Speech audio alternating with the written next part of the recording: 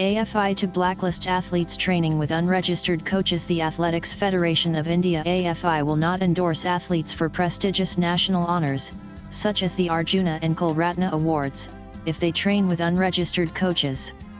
This move is aimed at curbing the increasing doping cases within the sport's national circuit. The involvement of coaches in doping among track and field athletes is widely known. In an effort to address this issue, the AFI has launched several initiatives, alongside regular rigorous testing and awareness campaigns. Recently, the AFI announced a deadline of July 31 for mandatory registration of all coaches, both qualified and unqualified, across the country. Non-compliance with this directive will result in blacklisting. We are hoping that the coaches register themselves. After that, we are going to make it public that only these are the registered coaches. Those who have not registered, they will be blacklisted, said AFI spokesperson Adil Samariwala to PTI. If an athlete trains with an unregistered coach, the AFI will not recommend the athlete for any national award if he or she wins medals. Such athletes cannot get anything. Samariwala, a former AFI president, expressed his belief that both coaches and even some parents are involved in doping, describing the situation as unfortunate. Samariwala advocates for the criminalization of doping, arguing that only by sending offenders to jail can the issue be effectively tackled. However, the National Anti-Doping Act, 2022 does not include such measures. I am not in the parliament, but we have to do something. All those who are involved in doping will have to be sent to jail. Only then people will realize that this is not a joke.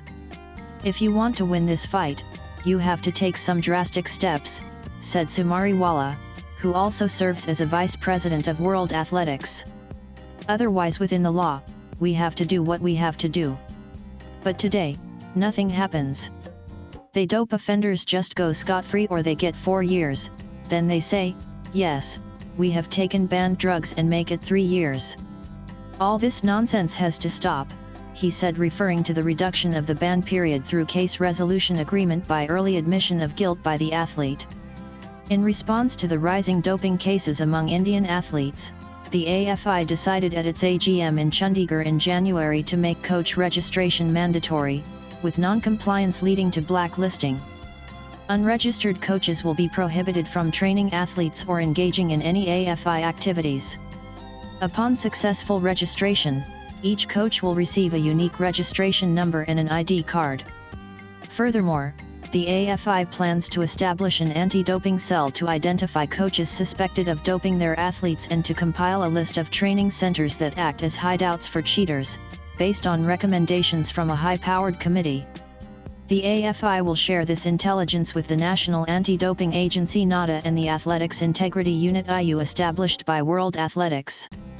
Ideal policy, but requires implementation. Samariwala praised the new Khelo Bharat Niti National Sports Policy, approved by the Cabinet on July 1, highlighting its focus on accountable governance, infrastructure upgrades, and promotion of league culture. I think it is a very good policy. See, if you want good governance, you need a good policy. If you look at the policy overall, it has 4 or 5 very important pillars.